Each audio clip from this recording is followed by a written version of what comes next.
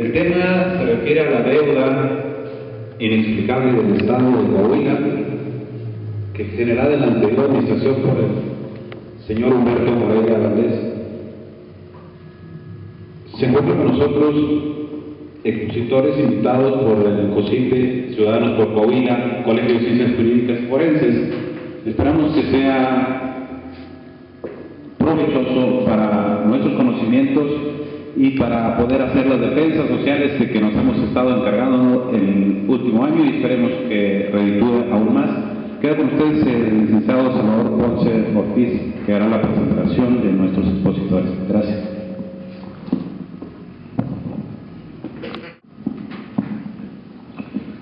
El tema que hoy toca discutir sobre los mitos y realidades sobre la deuda en Coahuila estará a cargo del doctor José Luis Escobedo Sagaz, maestro e investigador de la Facultad de Economía de la Universidad Autónoma de Coahuila.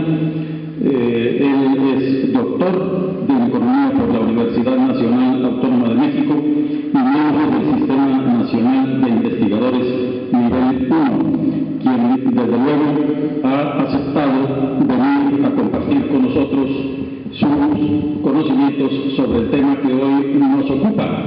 También tenemos la participación el día de hoy de nuestro amigo, el licenciado Manuel Villarreal González, quien desde la primera vez que se tocó el tema, precisamente en noviembre del año pasado, cuando adquirió mayor fuerza este problema por el impacto tenido desde entonces en el Estado, nuevamente nos viene a compartir su experiencia en razón de la continuación de su relación con este problema a través de su trabajo profesional como asesor que desde hace buenos 9 años tiene como asesor de diputados locales, de federales y senadores, así como de presidentes municipales y regidores.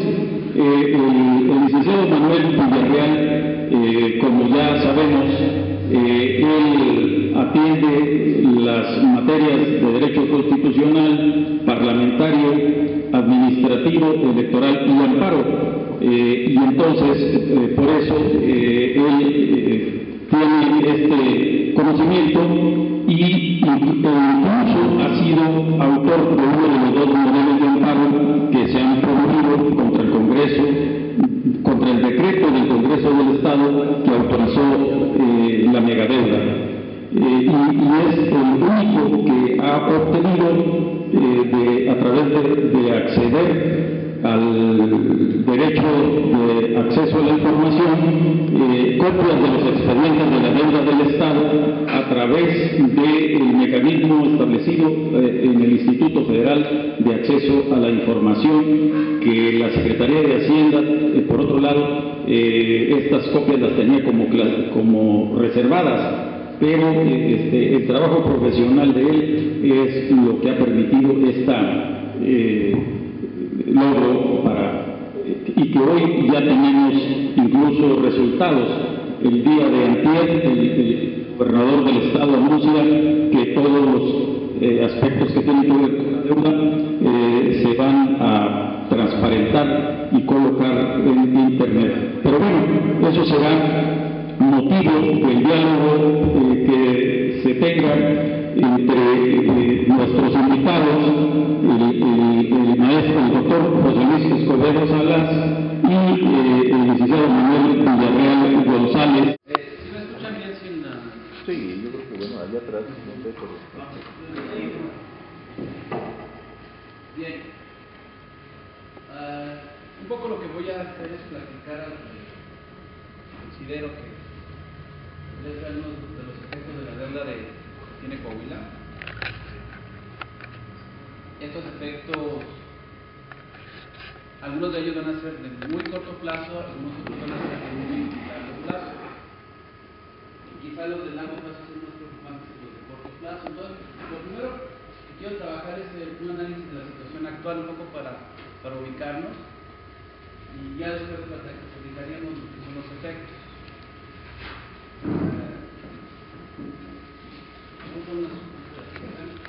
Este es el saldo de la solidaridad, lo que deben los estados, ya considerando un poco para ver la perspectiva o para entender la perspectiva que se tiene respecto al tamaño de la deuda de Coahuila. Aparentemente, si uno se pone a analizar los datos, no existe un problema tan fuerte porque quien tiene las deudas más altas es el Distrito Federal, y todavía estaría Nuevo León, que es esta barrita, y el Estado de México como los que deben más. Entonces uno podría argumentar, mira, Coahuila está en esta barrita de Coahuila. Pues no es de las deudas más altas que tenemos. O sea, aparentemente no es de las deudas más altas que tenemos. Sin embargo, aquí sí tendríamos una serie de problemas para indicar que quizás sea lo más preocupante. Lo podría comparar incluso con otros que están más o menos a nivel de qué es lo que está pasando. Bien. Uno de los principales problemas que tenemos es la forma en que creció la deuda. Sobre todo de los estados priistas. Curioso, este año es 2008, 2009 y 2010. Coahuila crece fuertemente, este es el de 2010, crece muy fuerte a partir del 2010, creció demasiado. Igual ocurrió con Veracruz, igual ocurrió con Nuevo León y otros estados. Hay otros estados con deudas grandes, como puede ser el caso del Estado de México, cuyas trayectorias no son tan notorias. Es decir, tiene un crecimiento un poco más tranquilo. Quise destacar esto porque son los que mejor nos ilustran lo que está pasando con Coahuila y nos va a permitir formular una hipótesis más adelante. ¿Para dónde se fue el dinero? Es una de las cuestiones que nos debería de estar preocupando en realidad. No tanto que haya crecido, sino cómo se hizo la inversión. De hecho, Coahuila si ustedes se fijan, era bastante muy comportadita, ¿no? Hasta 2007 estaba teniendo un crecimiento razonable, 2010, 2008, 2009, ya a partir de 2009 y 2010 es donde se da este fenómeno de crecimiento tan alto y ya no se estabiliza, pero sin embargo este crecimiento, ustedes fijan, incluso comparado con Nuevo León y comparado con Veracruz, que son estados que también hicieron crecer mucho su deuda de una manera digital más grande, los crecimientos más altos de Nuevo León no se están dando de manera muy fuerte. Sin embargo, eso no es lo preocupante. Lo preocupante ya empieza a decirlo, bueno, ya dijimos, sí creció, otros estados crecieron como creció Coahuila, creció muy fuerte, y eso ya vimos que los montos no son tan importantes como uno debería estar considerando. Entonces, ¿cuál es el problema? Que hay tanto problema con Coahuila comparado con otros estados. Bien, este es el saldo como porciento del PIB. Habíamos dicho, por ejemplo, de Nuevo León, del estado de Nuevo León. Del estado de Nuevo León representa el 4% de su Producto Interno Bruto Estatal. ¿Qué es más preocupante?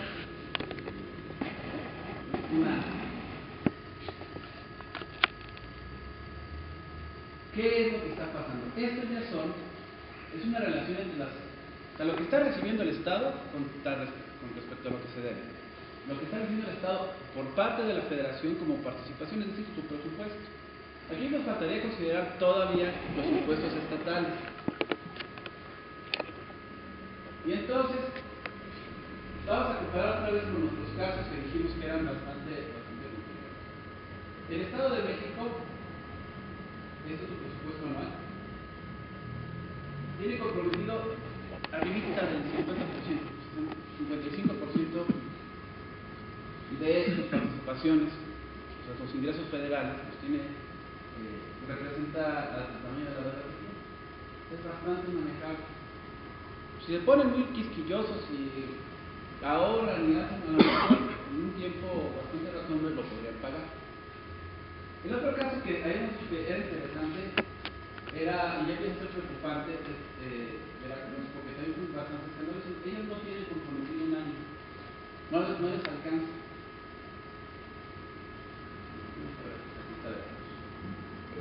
El otro que habíamos visto que era muy exagerado era el federal, pero era por su tamaño. Pero en ese caso, igual no representa un año de sus participaciones federales. Manejable. Nos ahorramos, vemos cómo lo hacemos, muy buena tan. Nuevo León ya empieza a sonar un poquito más dramático que Quintana Roo. Nuevo León tiene alrededor de año y medio, si lo quieren ver así, 150% de sus participaciones federales son prometidas en forma de deuda. Eso ya es mucho, es una dramática. Quintana Roo tiene casi 2 años, si lo quieren ver así. Bueno, Coahuila tiene 3. O sea que no tenemos, tiene la deuda más alta como parte de sus ingresos. Y esto es lo que es verdaderamente preocupante. Estamos comprometiendo fuertemente los ingresos, las principales fuentes de ingresos del Estado. Entonces, si queremos pagar la deuda, hay que subir impuestos que ya no lo hicieron. A ver qué más podemos cobrar para que se nos incremente la deuda. Y entonces es donde ya nos empezamos a preocupar por los efectos. Y me preocupan sobre todo dos aspectos, principalmente. Los meramente económicos, esto tiene que ver más con una gestión administrativa, y los institucionales. Y estos tienen que ver más que nada con cómo nos vamos a desarrollar los coahuilenses de aquí a lo que resta como ciudadanos, como población, cómo nos vamos a comportar. Bien, aquí vamos a detenernos un poquito y hacer, ahora sí vamos a explicar un poco la divino. Como ustedes saben, no nos representaría tanto problema el nivel de la deuda, porque uno puede argumentar, ok, no vamos a tener inversión en los próximos años, pero buena parte de la inversión que se iba a realizar ya se realizó, no es un problema. Ya la realizamos, de alguna manera tuvo algún efecto en la economía, pero ¿qué es lo que va a pasar en el futuro? Y una pregunta que hay que ver es qué es lo que va a pasar en el futuro es hacia dónde se fueron las inversiones. El hacia dónde se fueron las inversiones nos va a permitir analizar en realidad cuáles van a ser estos efectos económicos. Entonces, me voy a permitir regresarme un poquito. Y entonces ya podemos empezar a trabajar con hipótesis. Hay dos posibles lugares donde se van las inversiones. ¿Sí? Vamos a tratar de invertir en infraestructura, puentes, escuelas, carreteras, o podemos tratar de invertir en gasto corriente, sueldos para trabajadores, podemos invertir o podemos gastar ese préstamo en fiestas, en apoyar a otros estados para, no sé, para otras cosas. Y entonces vamos viendo qué es lo que nos puede hacer. Primero, si estamos invirtiendo en la infraestructura, no hay tanto problema. Estamos pensando en una dinámica de largo plazo, mediano, corto plazo. Invertimos en la infraestructura, sobre todo si es en educación, carreteras, porque esto, bueno, si invertimos en carreteras, lo que nos va a permitir es reducir costos. Y eso le suena atractivo a las empresas. Oye, es muy barato transportar mis mercancías en Coahuila. Vamos haciendo inversiones aquí. Y entonces, mediano y largo plazo, el resultado de estas inversiones es un crecimiento del Producto Interno Bruto. Esa es una primera ventaja. Si invertimos en educación, en nuevas escuelas, en nuevas aulas, está también muy bien, porque el siguiente mensaje es: en Coahuila hay gente capacitada y va a ser muy productiva. ¿Qué vamos a hacer? Vamos invirtiendo allá. Y vamos invirtiendo allá, y no solamente tiene el efecto de que efectivamente se está incrementando la producción, sino que también lo que estamos logrando es incrementar el PIB, ser más productivos, y se empieza a ver una derrama. Entonces, esa es la ventaja de invertir en infraestructura.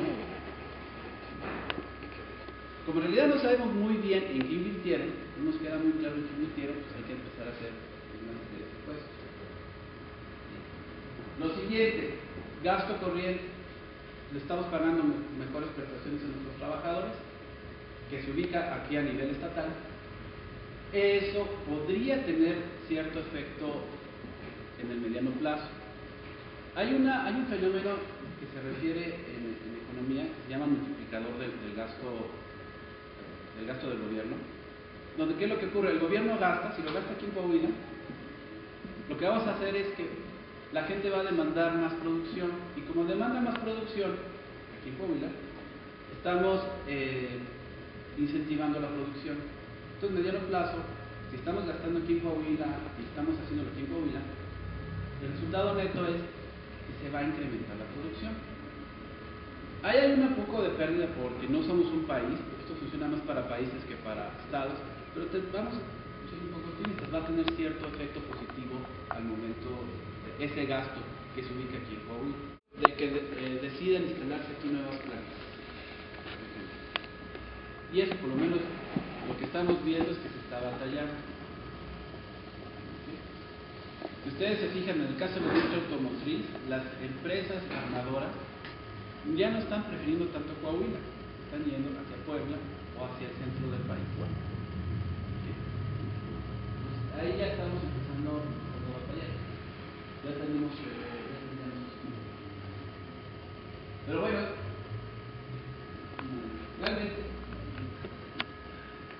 realmente eso no me preocupa tanto. ¿Qué va a significar? Pues no vamos a ganar tanto dinero, uno se aprieta el cinturón, no pasa nada. Sí, pues afortunadamente estamos acostumbrados a vivir en época de regiones duras, donde la gente tiene un carácter para las adversidades, y todo eso bonito que les encanta decirnos para decir que se aguanten un poquito más. A mí lo que me preocupa realmente son estas cuestiones institucionales, que también tienen un efecto en el crecimiento a largo plazo. Y cuando hablo de instituciones, me estoy refiriendo a las reglas del juego con las que estamos jugando. Estas instituciones donde nos decimos una cosa, nos comportamos de otra manera, o nos comportamos como decimos que nos comportamos, eso es realmente lo importante. Y aquí la idea, que me preocupa a mí en particular, es qué vamos a hacer con este arreglo social, con estas reglas del juego aquí en Coahuila. Mi principal preocupación tiene que ver con una cuestión de, bueno, decimos que las reglas del juego son las siguientes: no robarás, no harás, todas las reglas que ponemos normalmente. Tienes que ser un buen ciudadano y comportarte para apoyar al Estado de Coahuila. Y los encargados de imponer estas reglas son los primeros en violarlas. Esa es mi verdadera preocupación. Yo si fuera Rubén, ya me estaría diciendo, oye, no, pero desde el primer momento, así, cállate. El hecho de que siga hablando ya es un mensaje que estamos apuntando. Vamos, no está pasando nada. ¿Qué fue lo peor que le pasó? Dejó, acabó su trayectoria política. Yo no veo que sufra. ¿Qué es? Vamos, era un proyecto que de alguna manera compró, no le salió el proyecto. Pero ya esa manera de no comportarnos como lo que por lo menos deberíamos decir que es éticamente correcto, no pasa nada. Nada. Y ese es el mensaje que estamos enviando a los comunistas. En este estado, por lo menos en este estado, no pasa nada. Puedes violarte las leyes, puedes hacer lo que te venga en gana, no pasa nada. ¿Ok? Y eso es verdaderamente preocupante. Más preocupante incluso que no crezcamos. ¿Por qué? Porque a fin de cuentas pensemos mediano y largo plazo, no pensemos en el corto plazo. En el corto plazo, ni modo, nos amarramos el cinturón, nos va a ayudar a formarnos nuestro carácter, eso dice mi mamá. Pero en el mediano y largo plazo. Y el mensaje que nos está llegando a los estadounidenses es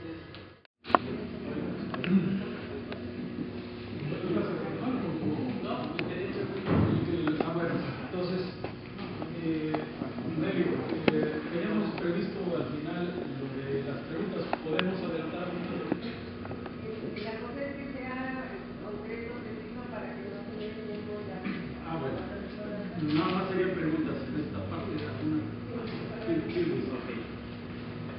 Muy bien, doctor, rápidamente dos detalles del entorno, ¿verdad? Del entorno nacional, internacional. Al parecer, Rubén Moreira está jugando en dos aspectos. Uno es el nuevo préstamo en obras y el otro es el Fobaproa para los estados. O sea, sería la expectativa de Rubén que esa deuda no la pague el estado de Coahuila, sino todo el público de México. sí, es un poco la perspectiva, pero insisto, el problema no tiene que ver tanto con el tamaño de la deuda. A mí me parece que el problema grave es el mensaje que estamos enviando como Estado. ¿Qué es lo que va a pasar? Me sería muy grave que pasaran estas dos ideas, porque entonces estamos otra vez enviando un mensaje, no solamente a Coahuila, es a nivel nacional. Y eso, dado todas las experiencias que hemos tenido, sí nos va a ocasionar problemas, incluso problemas sociales. Y hay descontento, por ejemplo, en Coahuila, que dice uno, bueno, no se generaliza el estado, porque Coahuila es un estado bastante tranquilo. El problema es que dijimos que los demás estados digan, oye, ¿cómo vamos a estar pagando las deudas de estos señores? Eso ya incrementaría el de la población en general. Gracias. Aquí son dos preguntas en torno, uno, a la situación fiscal. La situación de que para hacer para cubrir la deuda de Coahuila se tengan que aumentar impuestos. Esto afecta necesariamente al sector productivo, ya no hablamos de la empresa y el trabajador en su conjunto. Es decir, se van a cobrar impuestos tanto a los trabajadores como a los patrones. Esto nos llevaría a decir que toda la utilidad de la producción se la estaría llevando el Estado, pero no directamente se la estaría llevando el Estado, sino estaría cobrando en favor del acreedor. Toda la producción estatal estaría yendo para el banquero, ya no para el trabajador ni para el empresario. Entonces no únicamente estaría dañando la economía de los trabajadores, sino también de los patrones, entendido como un conjunto productivo. Luego, ahora también la segunda pregunta es en el sentido de la situación bancaria.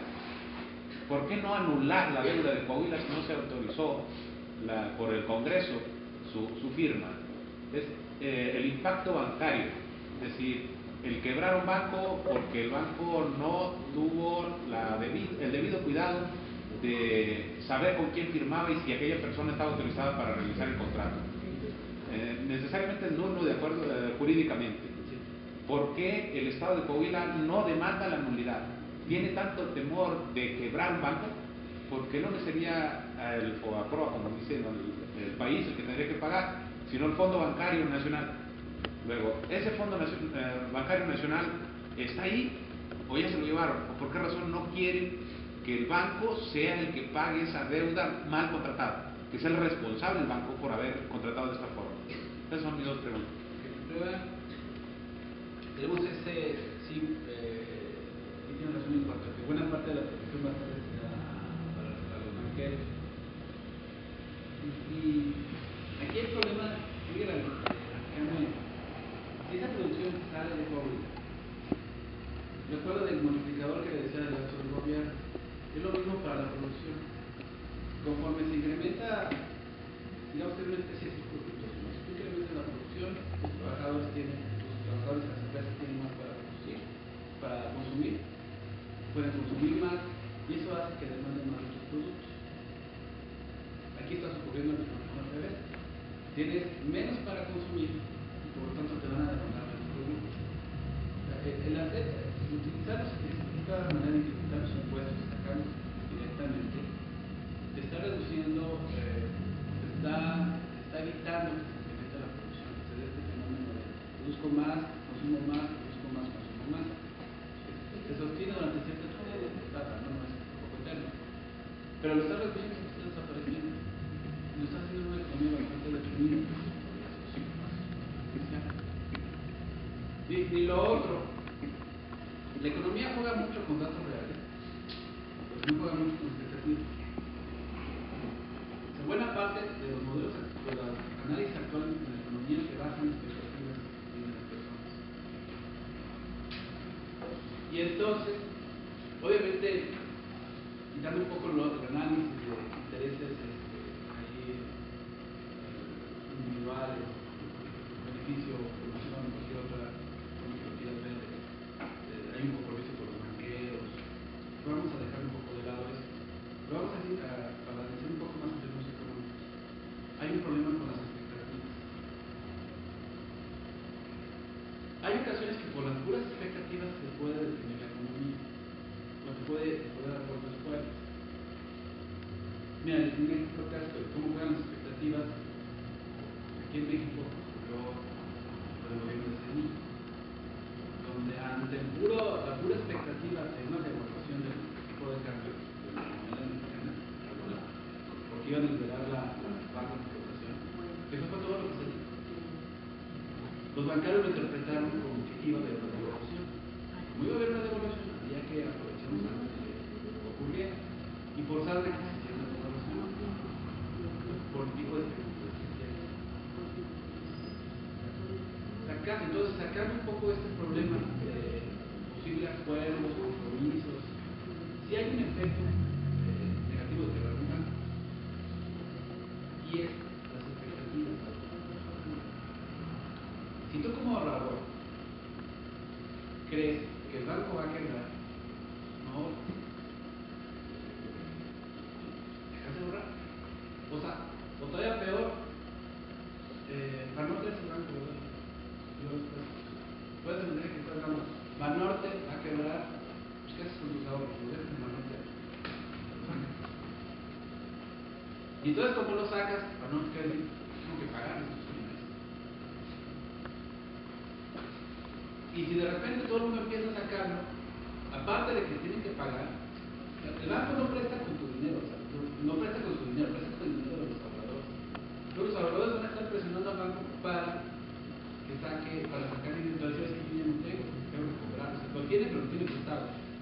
Sí, bueno, antes de nada agradecerles la invitación nuevamente para estar aquí con ustedes. Es difícil que a expositores como uno lo inviten a ciertos foros, porque generalmente los foros que yo conozco quieren que digas lo bonito, lo adecuado, lo que quieren escuchar, sobre todo las autoridades del Estado. En segundo lugar, felicitar al doctor, su exposición es muy brillante, muy acertada, muy precisa, y es un gusto tener compañeros de tanto grado de lucidez y conocimiento, en este caso en economía.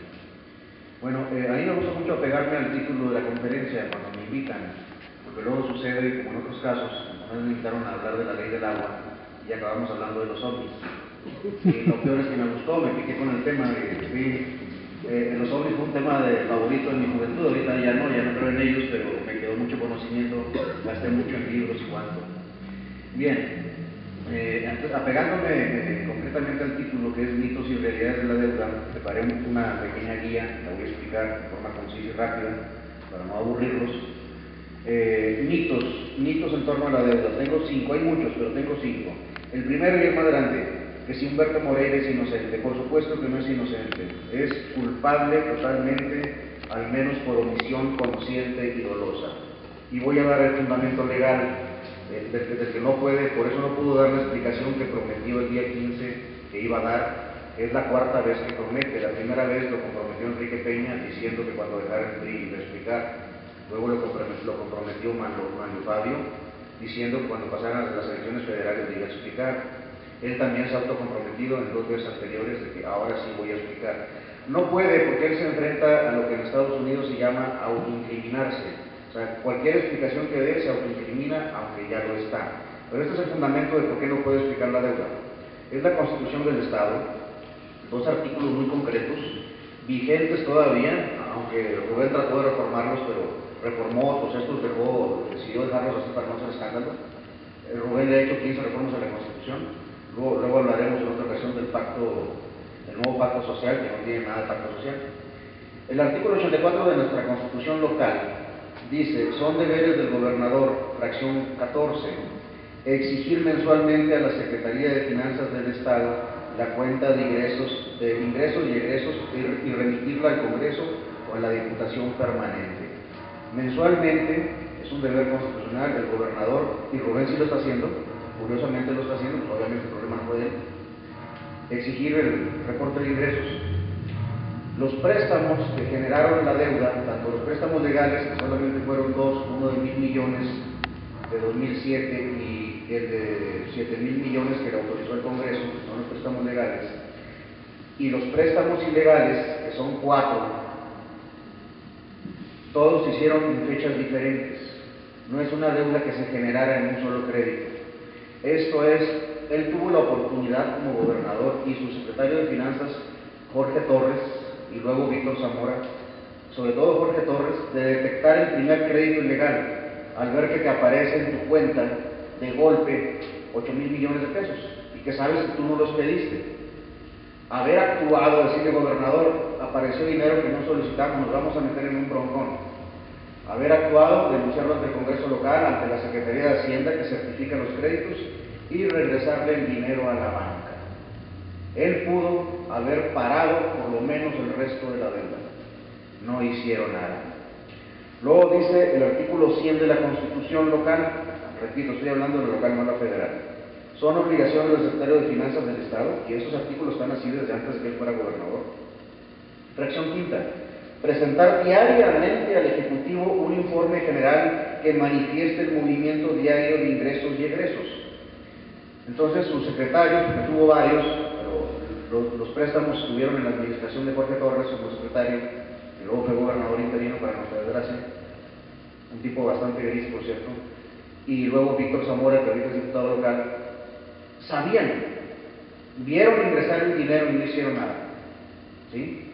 Ni el gobernador hizo nada. Hemos solicitado nosotros, me refiero al Partido de Acción Nacional, soy miembro de Acción Nacional, sin ser fanáticos, sin decir que estamos bien, hay muchos errores en el partido. Vi acceso a la información en esta administración al secretario de Finanzas actual, a Jesús Ochoa. Le hemos pedido las cuentas públicas de Humberto Moreira del 2006 al 2007. Aquí traigo las respuestas oficiales de él. Nos dice: no tenemos las cuentas públicas del gobernador, ningún documento relacionado con eso. Le hemos pedido los contratos en otra solicitud. Queremos todos los contratos de deuda que generaron, perdón por la redundancia, generaron la deuda actual, los 36,000 millones, tanto los legales, los que se aprobó el Congreso, como los ilegales. Nos dicen: fíjense, esto es absurdo, y lo sabe el doctor, que conoce la administración y la mayoría de los presentes, es por sentido común, no se requiere conocer de derecho. Nos dice: no tenemos los contratos, se los dimos a la desaparecida Fiscalía, y no nos quedamos con copias. O sea, ni a un niño de kinder le pueden decir eso. ¿Cómo una administración pública no guarda copias de algo tan delicado? Se los tiene la Fiscalía. Le pedimos los fideicomisos, y ahorita les digo por qué es relevante saber de todos los fideicomisos que en su momento conformó el gobierno del Estado por cuenta propia, con la iniciativa privada, con municipios, con estados, con la federación. Un fideicomiso es muy abierto, lo sabe el doctor en economía, la forma en que se estructura y con quiénes, permite amplia coordinación. Y tenemos los contratos, estatutos, actas constitutivas, similares y conexos de todos los fideicomisos que se conformaron en la era de Humberto Moreira. Y nos dicen: es información reservada. O sea, toda documentación donde podamos como ciudadanos y como mexicanos rastrear la deuda, no te la quieren dar. Le pedimos la deuda en otra solicitud, estamos hablando de como 7 solicitudes. Infórmenos la deuda desglosada, en qué se gastó cada centavo de la deuda, en lo que mencionaba el doctor. Nos dicen: esa información sí la tenemos, pero es tan vasta que implica un trabajo descomunal para la Secretaría. Por lo tanto, apelamos al artículo tal de la ley de acceso, no puedo darte la información de en qué se gastó cada centavo de la deuda. Entonces, Humberto no va a poder explicar nunca por qué. Al Congreso también le preguntamos, entréganos los reportes mensuales que cada mes te daba Humberto Moreira conforme al artículo 84 de la Constitución, que ahora te lo está dando Rubén lo está cumpliendo con ese artículo. Nos contesta, aquí traigo la respuesta oficial, el director jurídico del Congreso, que es amigo mío. No tenemos nada, jamás entregó los reportes. Dicho por ellos, no por mí, o sea, no es especulación, no es chisme. Jamás se cumplió con la Constitución el gobernador del estado. Todo fue parte de un plan premeditado. Ellos planeaban borrar la deuda, desaparecer la deuda, o al menos los expedientes que probaran quiénes eran los involucrados. Por con los fideicomisos los quieren mantener reservados. Nosotros hemos hecho algunas investigaciones, aclaro, son investigaciones, todavía no tenemos las pruebas contundentes. Ahorita el doctor fue reiterativo adecuadamente al mencionar a dónde se fue la deuda, a dónde se fue, porque queda claro que a Coahuila no, sino el impacto de 36,000 millones fuera notorio en la creación de empleos, en el saneamiento de las finanzas locales. Para empezar, los dichosos puentes, no se fueron los puentes. De los informes de gobierno de Humberto Moreira, contratamos un despacho de profesionales de la contabilidad y realmente gastó 3.500 millones en todos sus puentes, incluyendo reparaciones de los que se le están cayendo, porque algunos se lo hicieron muy mal. En las pocas mejoras carreteras que hizo, porque él pone que transformó Coahuila, no la transformó, hizo algunas mejoras carreteras, gastó 2.000 millones de pesos. Eso es de manera evidente. O sea, obras evidentes, notorias, no superan los 6.000 millones de pesos de inversión pública real y documentada a través de información, a través de despachos y de sus propios informes de gobierno. Para 6.000 millones de pesos ni siquiera tenía necesidad de haber pedido prestado, bastaba con el presupuesto normal del Estado y le sobraba dinero. Bien, vuelvo a los fideicomisos. Estamos rastreando dos cosas que nos preocupan mucho, que le va a interesar la información al compañero doctor. Él informaba, y ahí están los informes, son de información pública, no es chisme, no estoy cambiando cifras, que apoyó en su gestión, en sus 6 años, 19,000 pymes. Y lo dice de manera muy genérica, se apoyaron 19,000 pymes, no dice si se crearon, si nomás las asesoró, etc. Pero apoyar 19,000 pymes, así sea solamente con asesoramiento, hubiese tenido un impacto brutal y notorio en los empleos. Toda vez que en México las pymes son las que tienen la mayor parte de los empleos o generan la mayor parte de los empleos. 19,000 en Coahuila, pues se hubiera notado mucho en los empleos, habríamos aquí menos desempleados de los que hay. Pero eso no es lo peor. Dice él que gastó en esas pymes alrededor de 15,000 millones de pesos.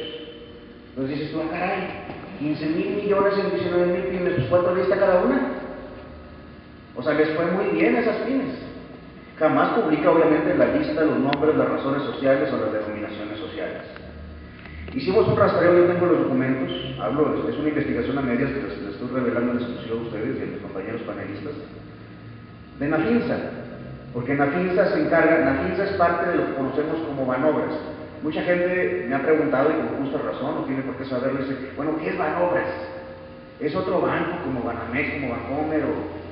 Y les digo, no, Banobras es un conjunto de instituciones que conforman la llamada banca de desarrollo del país. Nafinsa es su principal institución, y entre otras cosas, Nafinsa financia proyectos productivos a las pymes especialmente.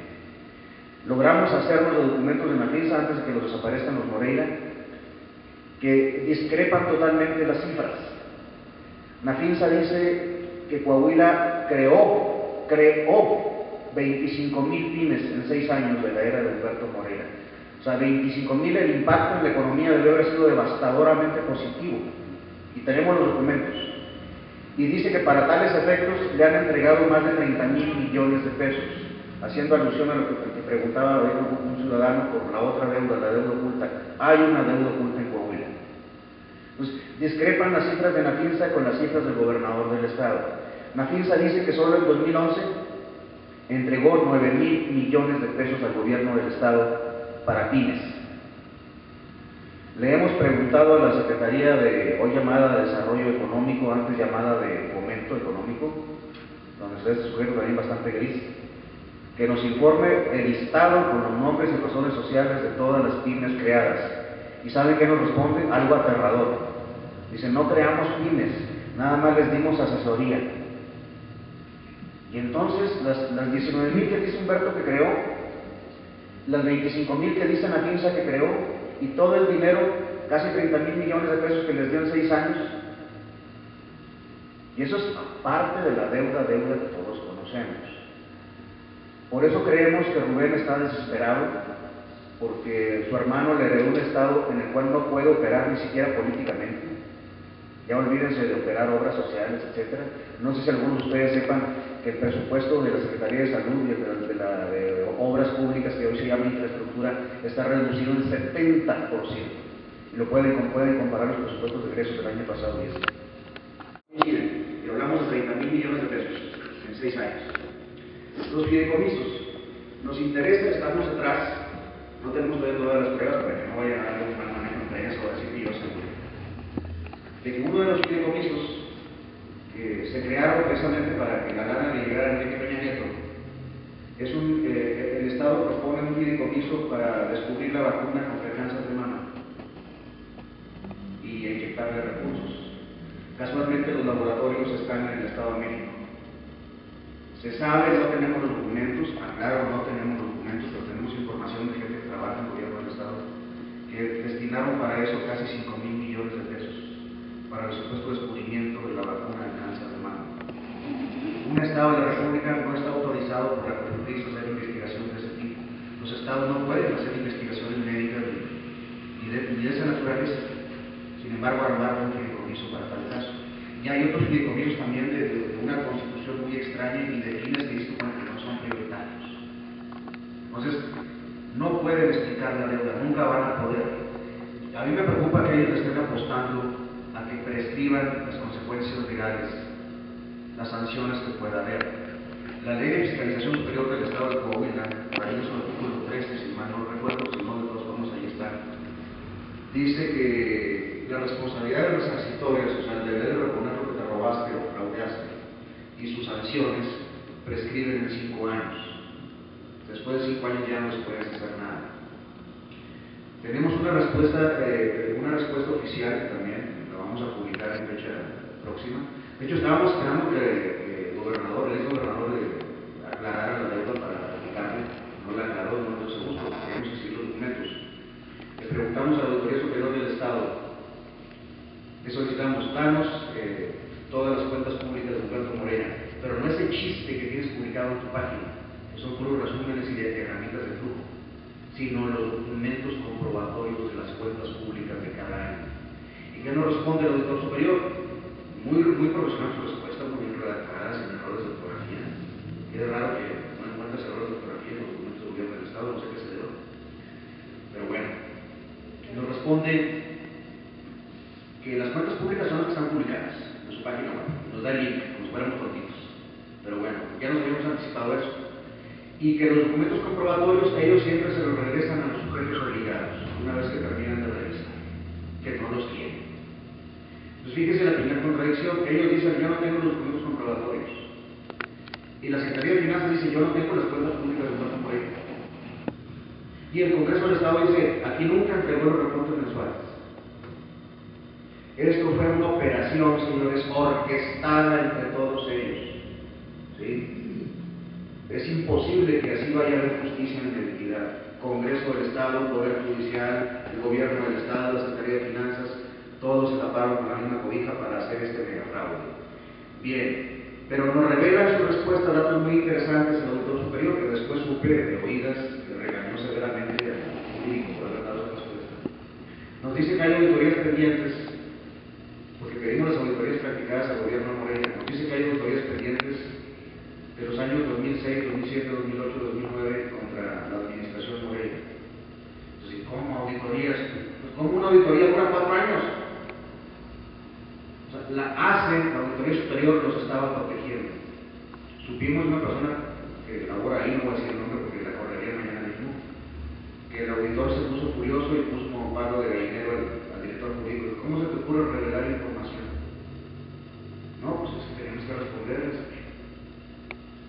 auditorías pendientes desde el año 2006 de parte de la ACE, lo cual viola la propia ley de fiscalización de la entidad. Área de la función pública están trabajando en procesos. Sí, nomás que lamentablemente la ley de responsabilidad de los servidores públicos actual no les da un plazo para resolver. O sea, ellos pueden tardarse años y si no aquí está Pedro ahí para que pregunten. Llevan 8 años en resolver un asunto administrativo. Entonces, ellos están preparando, están apostando a la prescripción, están apostando a ganar tiempo, a que todo pase, pero tienen otro problema, que señaló el compañero doctor, no tienen lana, no tienen de dónde echar mano. Ahorita este préstamo que acaban de pedir a Banobras, que ellos trataron de manejar que no es deuda, que es un crédito a fondo perdido, que bla, en tribuna los propios diputados del PRI dijeron, no, sí es deuda, porque no vamos a pagar el capital, pero sí vamos a pagar los intereses. Y además lo contrataron a una tasa variable, lo cual, como les dijo el PAN, si hay una crisis, los intereses se van a disparar de forma exponencial. Otra cosa que me preocupa, si ustedes van a la página de la Secretaría de Hacienda, ahí está el estado financiero de las entidades federativas de sus deudas. La deuda de Coahuila no ha disminuido prácticamente nada. El último reporte financiero te dice que de 35.300 y feria de millones bajó a 35.000, o sea, ha disminuido como 200 millones de pesos. Entonces, ¿qué clase de intereses habrán pactado con los bancos o qué clase de abonos están pactando con los bancos? ¿Cuándo va a disminuir esa deuda? Bien, siguiendo con el tema. Es muy preocupante que no tenemos autoridad en Coahuila que le pueda hacer frente a esto. Para empezar, el gobernador actual tendría que pedir licencia, porque está en conflicto de intereses. O sea, el sospechoso es su hermano. Y Rubén, pues por lo que sé, no planea pedir licencias, ni le agrada la idea. Bien. El Congreso del Estado no quiere entrar al tema, pero ni tantito, ni por asomo, ni por accidente. También les quiero mencionar, este crédito que piden a Banobras es un crédito inconstitucional, incluso el que Banobras lo entregue. ¿Por qué? Porque el artículo 117 de la Constitución Federal, esta sí la federal, fracción octava, te dice que no puedes pedir prestado para pagar deuda, debes pedir prestado para inversiones públicas productivas. El crédito solicitado, 600 millones, va a ser para pagar pasivos. Entonces, cuando los diputados del PRI señalan que el problema no es de ellos, que el problema es de Banobras, pues ¿para qué crean sus fondos? Así cínicamente. Entonces, la respuesta fue no, es que también Banobras y la Secretaría de Hacienda que controla Banobras están violando la Constitución al crear fondos para financiar deuda de los estados y los municipios. Una situación muy grave en este país, porque entonces los estados y los municipios, sobre pretexto de eso, van a estar pidiendo, violando el 117 fracción octava de la Constitución. Bien, ya vimos el caso Banobras, etc. Porque en Coahuila, queda claro, coincido con mi compañero panelista, jamás va a suceder nada, es imposible, o sea, no se pueden castigar entre ellos mismos. ¿Por qué, por ejemplo, no han capturado a Javier Villarreal? Yo les voy a responder por qué. Porque Javier sabe demasiadas cosas. Si lo capturan no va a aguantar la cárcel es muy fea y más cuando mandan con el que dicen. Entonces va a confesar todo lo que sabe, va a echarle cabeza a medio mundo. Hay evidencias, por ejemplo, de que Javier anduvo comprando terrenos a diestra y siniestra en compañía de Rubén Moreira, en Coahuila. Los Moreira tienen siempre adicción a los terrenos, y han comprado terrenos pero en cantidades terribles, según cierta información que se tiene por ahí. Entonces, Javier sabe demasiadas cosas. No lo pueden encarcelar so pena de que hable. Tendrían en todo caso que encarcelarlo con garantías, de que esté en una celda de lujo, de que se la pase de pelos, de que su familia no toque en su lana, etcétera, etcétera. Pregúntense ustedes, ¿por qué si la Ley de Fiscalización Superior establece el resarcimiento de cuentas, o sea, hacer que el servidor público devuelva el dinero, no hay un solo procedimiento de resarcimiento? ¿Sí? Sería lo lógico, vamos por todo el dinero de sus pesos, y no. Pregúntense ustedes por qué el Código Penal del Estado establece claramente que a los que se enriquecen de forma ilícita, en castellano le llevamos el crecimiento inexplicable, el Código Penal establece que lo primero que debe hacer la Procuraduría es decomisar o asegurar todos los bienes del servidor público al que se le imputa tal delito. La Procuraduría no ha decomisado ni asegurado bienes de ninguno de los involucrados. Esa es la verdad. Hay que verlo como ingeniería inversa. No se preocupen por preguntar qué están haciendo, preocúpense por preguntar qué no están haciendo. Todo es una farsa, es una simulación completa, ¿sí? No tenemos ninguna información sobre la deuda y ya solicitaron su primer préstamo. Y no nos engañemos, no lo pidieron para pagar, lo pidieron porque iban a operar las elecciones municipales. Son tan burdos, tan descarados, que lo piden justamente en la misma semana que inicia el proceso electoral. Necesitan dinero. El PRI siempre ha funcionado, sus logros electorales funcionan, perdónenme que lo digan, yo sé que hay periodistas muy honestos, incluso algunos que yo admiro, funcionan a base de lana. ¿Sí? Ahorita, por ejemplo, me decían algunos periodistas hasta ayer, oye, ¿ya viste la excelente voluntad de Rubén de publicar los padrones? Digo, no, compañeros, hay que leer. No los publica por su excelente voluntad, los publica porque se acaba de reformar y promulgar la Ley General de Contabilidad Gubernamental que lo obliga a hacerlo. Y él, pues obviamente, político como es, le saca provecho y dice que es porque él es buena gente y transparente. No, está obligado a publicar los padrones y otras cosas que va a tener que publicar de manera forzada. Hablando del amparo de la deuda, ahí quiero aclarar una cosa porque me ha hablado mucha gente y me dicen, oye, que ya perdimos el amparo de la deuda en la corte. Les digo, no. Hay dos tipos de amparo contra la deuda. El que se perdió en la corte, pues ahí yo no tengo nada que ver con eso. Lo promovieron empresarios de Torreón, con el licenciado Reyes Flores Hurtado del PAN, que es un excelente amparista, pero aquí creo que hay un punto elemental que es de legitimar la personalidad. Legitimar o fundamentar por qué te agravia un hecho que merece amparo. Ese era el amparo que metieron los empresarios de Torreón, que relaciona que se usara el ICN como garantía de la deuda, nada más. O sea, no quiero que el ICN se use como garantía de la deuda, fue el que se perdió. No confundir con el otro, que es el amparo contra los dos decretos de la deuda, que al menos en el juzgado segundo, pues que promovió un servidor y el Partido Acción Nacional y algunos ciudadanos siguen con vida.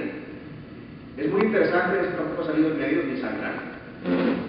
El juez de distrito segundo, a diferencia del juez de distrito primero, que ya le dio pago a los amparos de la deuda, a pesar de que están redactados igual, el juez segundo sí le solicita al Congreso, al gobernador y al hoy procurador, bastante bien, por cierto, que entreguen los documentos comprobatorios de la deuda, que entreguen que se gastó cada centavo, so pena de que le finca responsabilidad por esa carta.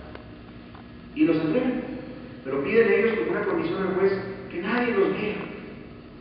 El juez acepta, dice, ok, tú entrégamelos a mí y yo voy a procurar que solamente las partes involucradas los vean. No los va a ver nadie, el público ni la prensa. Y lo que entregan para empresarios una parte es como el 30%. ¿Sí? Y ya con ahorita lo tiene a punto de, o sea, no sabe qué hacer con ellos porque no entregaron toda la información. Pero las personas que están autorizadas ahí, mandamos a una de ellas a checar el expediente, que chécate qué entregaron. Dice, no, si lo ves, una película de horror es comedia. O sea, se gastaron la lana en todo menos en lo que debían. Se la metieron en gasto corriente, dispararon en gasto corriente, pero de forma exponencial. No en obras públicas. Sus justificaciones que presentan, las poquitas que presentaron, son sobre gasto corriente. Es evidente que me deja bastante más preocupado de lo que venía cuando originalmente el camino. ¿Alguna otra? Bueno, entonces, sí, ahora sí pasamos a lo de preguntas y reflexiones que eventualmente pudieran hacerse. Hay una inicial que comentó el licenciado, o que de antemano se apuntaba el licenciado Apolinar Rodríguez respecto a una consideración adicional que es muy interesante sobre los efectos criminológicos y que seguramente tiene que ver con el crimen organizado, o cuestiones así que también aquí ya apuntaban, y que tendría un término de 3 a 5 minutos para la exposición. Apolinar. De esto que es la deuda de Coahuila. Se han tocado en nuestro auditorio los temas económicos y los temas ya del análisis jurídico, más bien administrativo, sobre lo que es la deuda de Coahuila. Sin embargo, en el aspecto criminológico tenemos que ver todos los factores que pueden desarrollar unas conductas delictivas. Aquí tendríamos que analizar las conductas conductas delictivas por parte primero de los principales autores o actores dentro de esto que fue la deuda de Coahuila, los sujetos activos y los sujetos pasivos. ¿Cuál es la conducta que desplegó el inicio de la deuda de Coahuila? Esto tiene un aspecto electoral. Aquí quien determinó la gestión de Humberto Moreira fue el pueblo coahuilense, que le dio su confianza. Precisamente el ser gobernante no quiere decir que tenga un puesto de Dios sobre los hombres, sino es un ser humano que está administrando los recursos ajenos. En este aspecto se le dio la confianza por parte del pueblo coahuilense. Lo que deberíamos tomar en cuenta es un principio elemental de gobierno, el principio de confianza, pero además el principio de dignidad humana. Todo gobierno debe descansar sobre la base de la dignidad humana. Esto nos da cierta certeza y seguridad jurídica para los seres humanos. Debemos confiar en nuestro Padre, debemos de confiar en los gobernantes. Resulta que cuando hay una violencia doméstica, se crea un fenómeno que desencadena criminología o crímenes, delitos así. Por eso es que se trata de combatir la violencia doméstica. Sin embargo, aquí en Coahuila vemos que se inició esta gestión de Humberto Moreira tratando con una popularidad sin precedentes en el Estado, brindándose una confianza, primero, a un partido político que lo postula. Segundo, a un hombre que se postula así. La cuestión sería, ¿el partido puede realizar crímenes por sí? ¿Una persona moral puede realizar crímenes? ¿Una persona moral puede por sí ser acusada de delitos? ¿Una persona moral de tipo político, como es el Partido Revolucionario Institucional, podría ser removido del registro para postular candidatos en nuestro Estado por esa conducta desplegada dentro de nuestro Estado? Entonces estaríamos hablando de una institución delincuencial. En otros estados, como en Italia, ya se han sacado los registros de partidos políticos. Ahora, estaríamos tratando un tema que nos llevaría incluso a nivel nacional. O sea, ese partido tiene registro nacional, tiene registro local. ¿Cuál competiríamos? El registro local y el registro nacional. Ahora tiene todos los órganos de Estado dependen ahora del Partido Revolucionario Institucional, casi en su mayoría. ¿Serían las autoridades de nivel nacional suficientes para juzgar al Partido Revolucionario Institucional? Creo que no existe la voluntad política de ninguna de las instituciones de nuestro país para juzgar al Partido Revolucionario Institucional. Bien, necesitaríamos que se desligara el Partido Revolucionario Institucional del señor Humberto Moreira. Pero, siguiendo el análisis, ¿cuántos sujetos intervinieron en esta creación de esta deuda de Coahuila? Además de esta persona moral. Bien, vemos que intervinieron otras personas morales, como los bancos en sí. Intervinieron otras personas morales ya no estatales, sino nacionales. Todas estas representadas por algunos sujetos.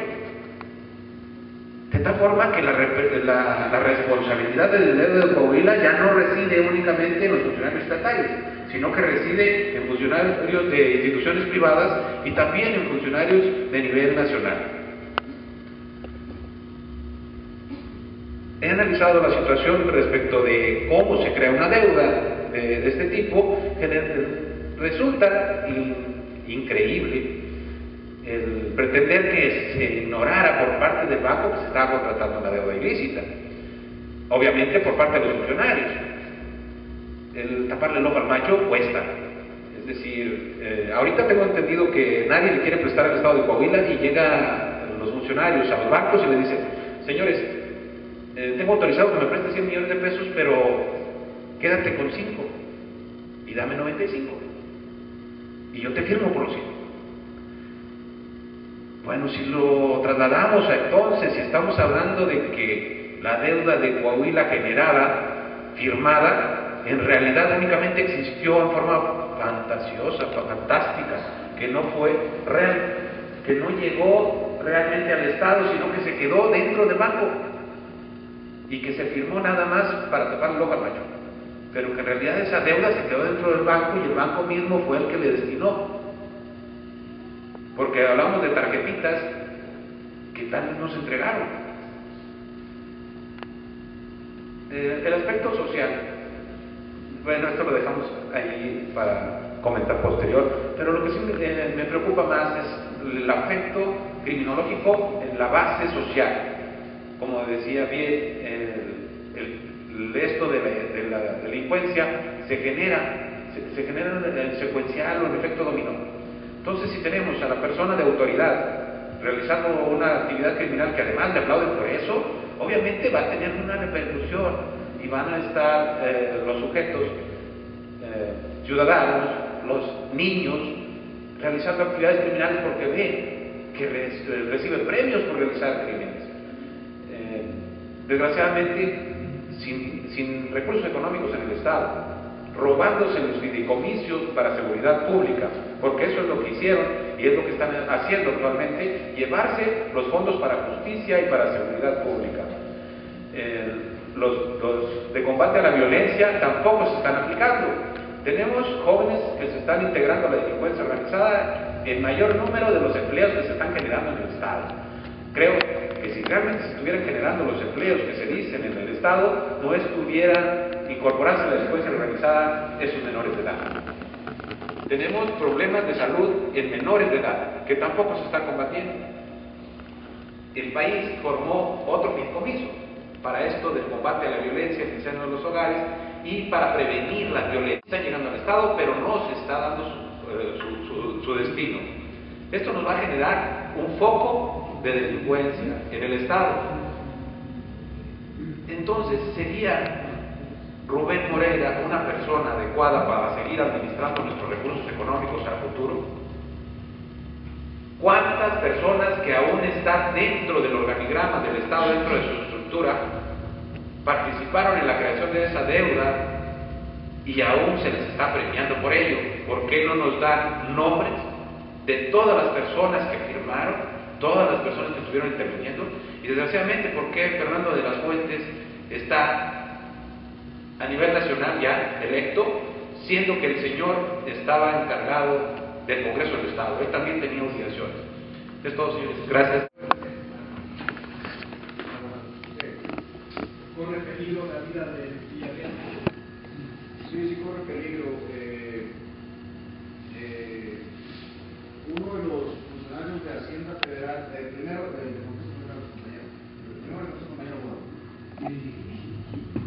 Sí, bueno, él hace una pregunta muy interesante, el compañero colega, de si son penalizables, hablando de materia penal, las personas morales, como un partido, como un sindicato.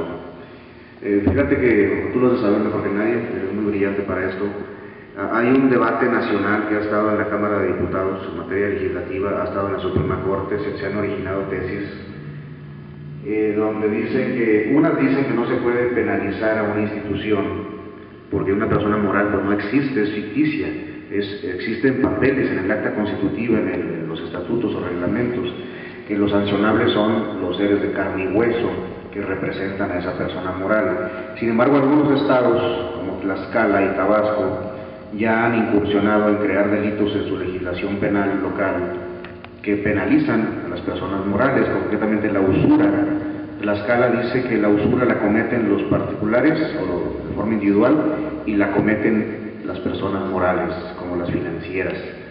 Y eso ha derivado en amparos muy interesantes que ahorita están en debate en la Corte. Yo creo que a final de cuentas la persona moral no existe, la coincido con la Corte, pero que sí existen sanciones, porque irónico es que penalmente no puedas tú sancionar al PRI, pero en materia electoral sí puedes sancionar al PRI. Entonces hay una paradoja ahí que amerita, yo creo que largas horas de estudio. Electoralmente sí puedo. Administrativamente, por ejemplo, en materia financiera, el doctor que es economista, se sanciona, se castiga, se disuelve a las personas morales, económicamente hablando, conforme a la legislación mercantil. pero en materia penal hay una barrera muy difícil ahí que no se ha superado. Yo espero que con el tiempo se supere y también sean penalizables, pero por lo pronto con la estructura actual yo creo que no.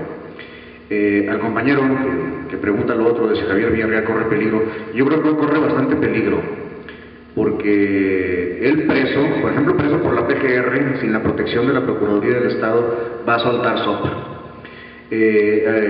Sabemos, esto no es información oficial, lo aclaro, que uno de los funcionarios de la Secretaría de Hacienda que se coludió para hacer estos fraudes, que está preso en México, denunció que se le han acercado reos para decirle te vas a morir por lo que sabes y te vas a morir si hablas, quédate callado, échate la culpa de todo y no hables. Entonces él dice me van a matar porque piensan que sé mucho, y dice pues sí sé mucho. Ahorita que mencionaba el colega abogado la responsabilidad de los bancos, hay un debate muy duro en la PGR, esto lo sé de primera mano, porque la PGR sabe que todo lo de la deuda fue en efecto una acción concertada entre los bancos, los funcionarios de Hacienda que se coludieron y las autoridades de Coahuila. Tiene toda la razón el compañero al decir que no pudo Humberto Moreira solo. Los bancos tienen un protocolo muy estricto cuando van a prestar dinero, y rompieron el protocolo, lo hicieron con conciencia. Pero obviamente como son las empresas poderosas del país los que manejan la lana, pues presionan al gobierno federal para que sus directivos o sus funcionarios bancarios, porque la Corte dice que sí le puede llamar funcionario a un empleado bancario, no sean sancionados. Los bancos están pidiendo a la PGR, están presionando para no ser sancionados por el Deudagate.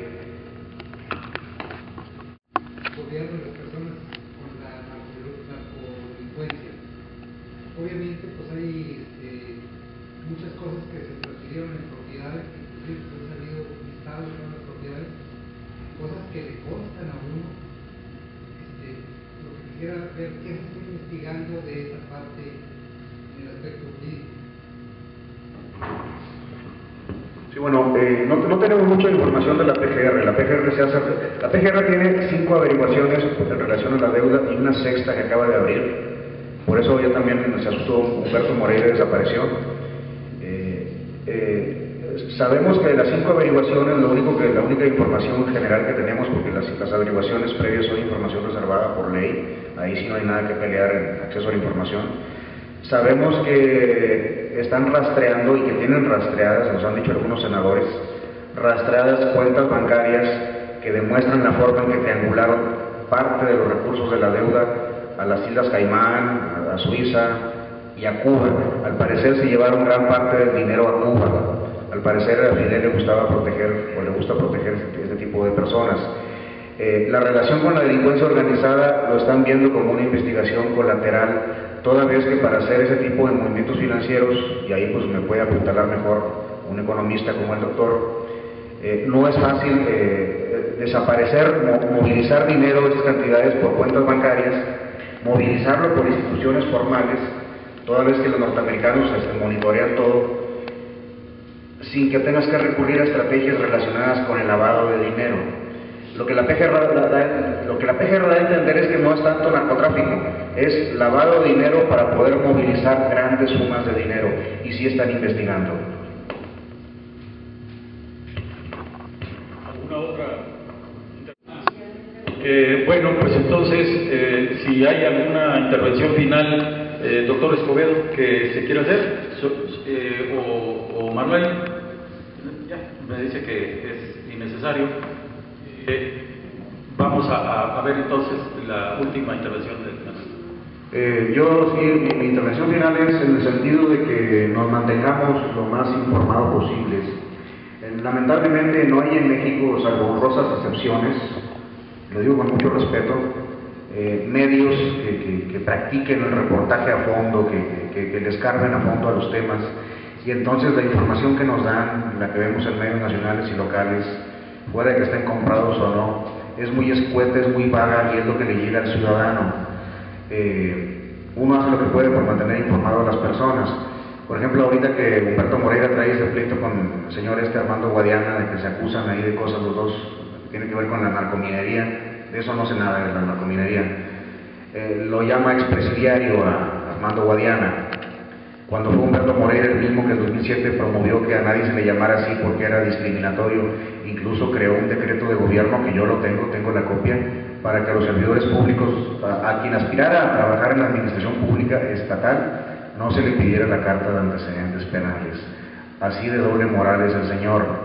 Llama expresidiario al señor Guadiana, cuando él viene, aquí la tengo en pantalla, fue amonestado en el año 2001 por la entonces Secretaría de la Función Pública Federal por contrataciones indebidas cuando era delegado del Instituto Nacional de Educación para los Adultos. El expediente es el PA-07/2001. ¿Y eso quién lo sabe? Pregunto yo. Pedro Aguirre, porque yo le dije. Pero son las cosas que no salen.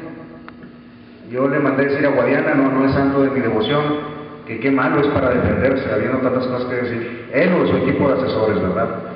Este país es el país de la desinformación. Yo he dicho, siempre he sostenido que la mayor desgracia de México, aparte de la corrupción, la pobreza, el narco, la violencia, más que todo eso junto, la desinformación.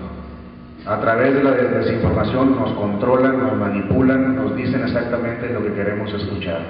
Solamente el ciudadano comprometido consigo mismo, que le escarba y le busca, logra saber un poco más que el resto. Y a eso los invito. Gracias. Muchas gracias a nuestros panelistas, al licenciado Manuel Villarreal González y al doctor Escobedo. Les agradecemos haber aceptado la invitación y a su intervención en este foro, y de tal manera que vamos a escuchar ahora la parte final a cargo de Nelly, que nos va a señalar el estado que guarda el trámite de un amparo y varias informaciones que se tienen pendientes.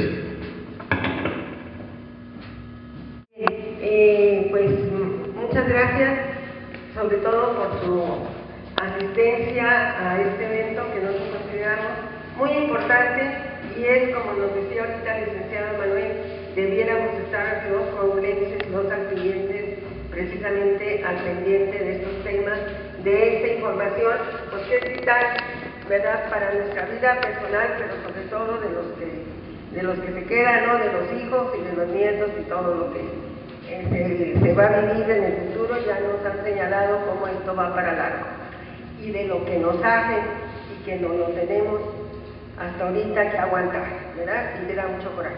Bien, eso por una parte.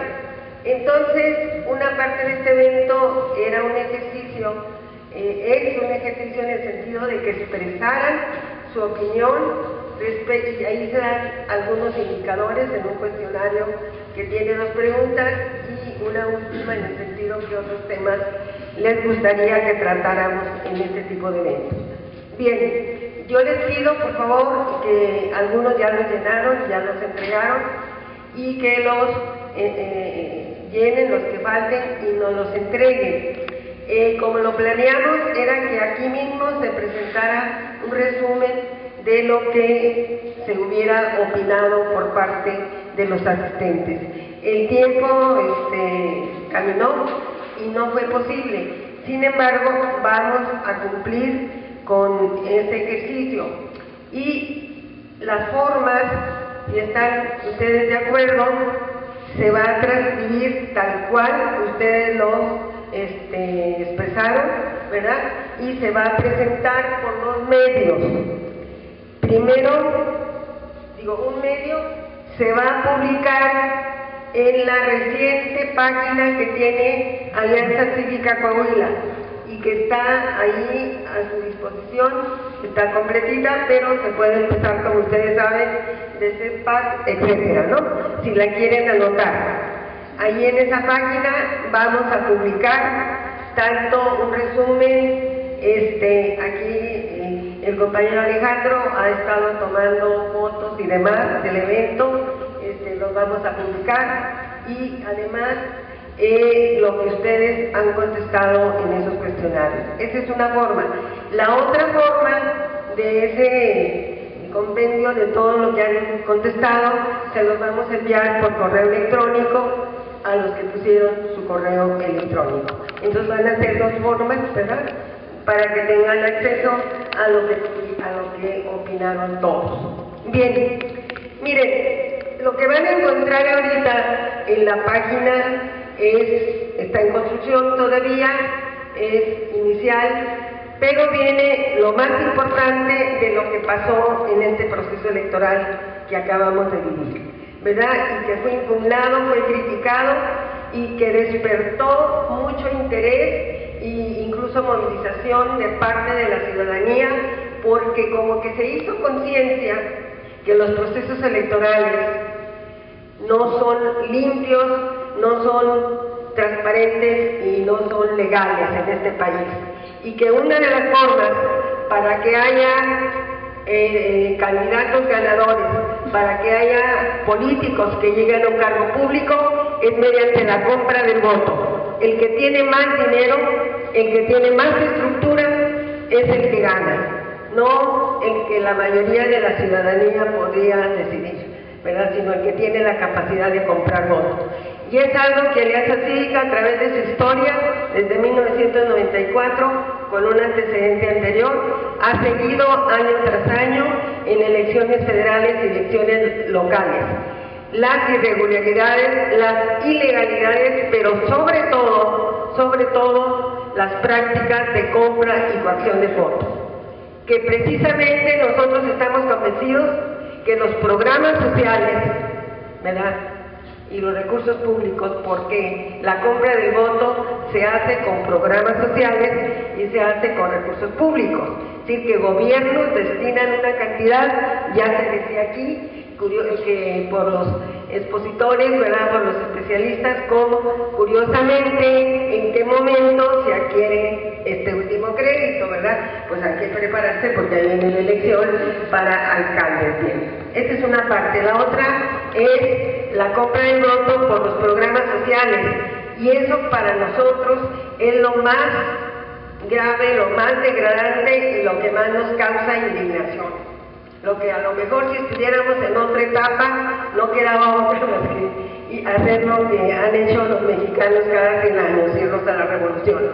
Porque en lugar de crear empleo, en lugar de crear desarrollo, en lugar de crear calidad de vida, se crean muchos pobres para darle limosnas, porque los programas sociales son paliativos, son limosnas.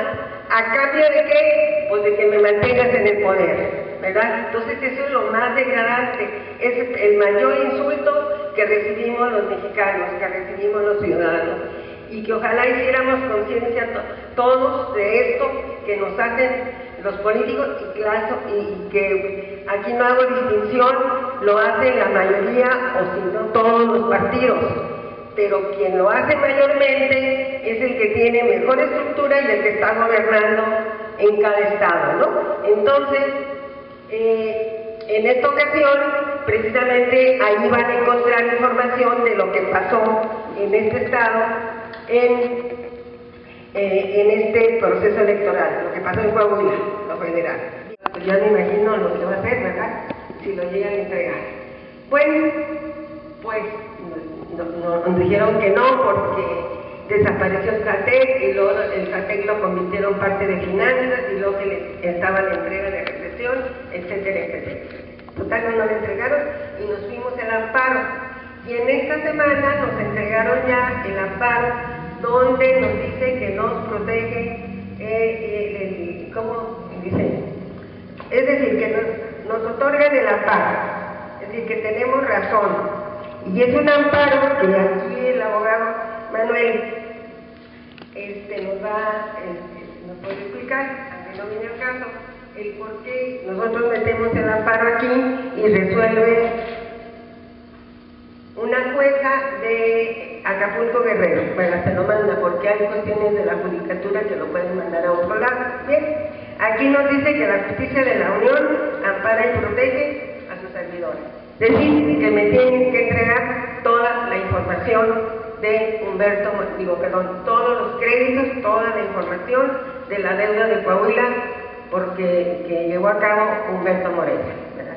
O sea, aquí está la resolución, que está todavía, como lo que dice, calientita, porque fue de esta semana. Vamos a ver qué destino tiene, a ver si nos lo entregan, ¿verdad? porque según esto su hermano, Rubén Moreira, va a ser muy transparente, ¿verdad? Que supuestamente está transparentando todo, que transparente la deuda de su hermano, que persiga a su hermano y a todos sus parientes, a todos los demás funcionarios, y entonces le creemos. Cuando él entró al poder, a mí me preguntaron, diciendo, acabando de pasar lo que pasó con Humberto Moreira, ¿qué hacíamos con Rubén? ¿Le podíamos otorgar el beneficio de la deuda? Dije yo no, digo de la duda, dije yo no le otorgo ningún beneficio de la duda.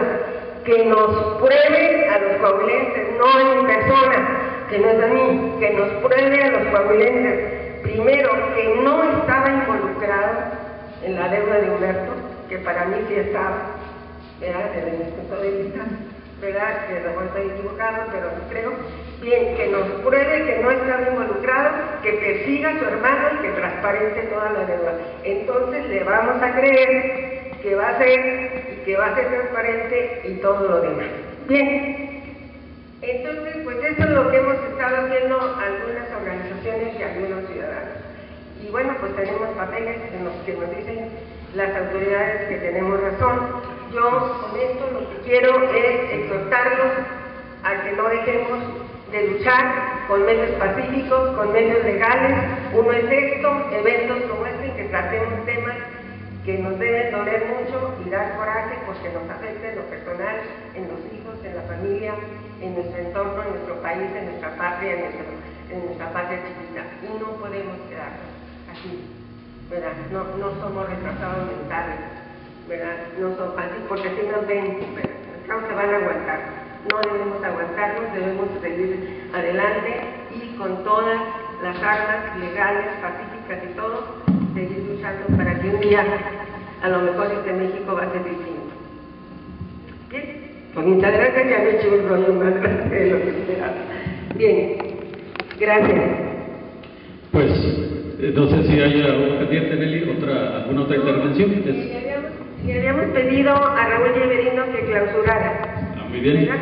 Y desde luego reiteramos el agradecimiento al doctor José Luis Escobedo Salas y a Manuel Villarreal González su participación en este evento. Vamos a entonces escuchar la clausura que hará el profesor Raúl Yeverino. Esperábamos al tremendo Adolfo Huerta Alemán, Huerto, a que llegara un poquito más temprano, viene otra actividad para pedirle que no clausurara, ¿sí? Entonces, yo le debo al tremendo gozo no de clausurar este evento. También muy breve. Pues bien, qué bueno que ya llegamos a la clausura de la novena Asamblea Ciudadana. Pues estamos cada quien desde su trinchera tratando de construir esta ciudadanía adulta y responsable. Pues enhorabuena, felicidades a todos los que hemos participado. Pues ahí la llevamos, no hay que desfallecer, hay que perseverar y no cansarnos, aunque seamos pocos, pero ahí vamos. Seamos como el cáncer, ¿verdad? Que empieza con una célula muy pequeñita y se va yendo para los demás, ¿verdad? Pues felicidades a todos y a todos los que participaron, ¿verdad? Y seguimos adelante con estas asambleas. Nos vemos el martes, ¿no, Alejandro? ¿No va a haber nada?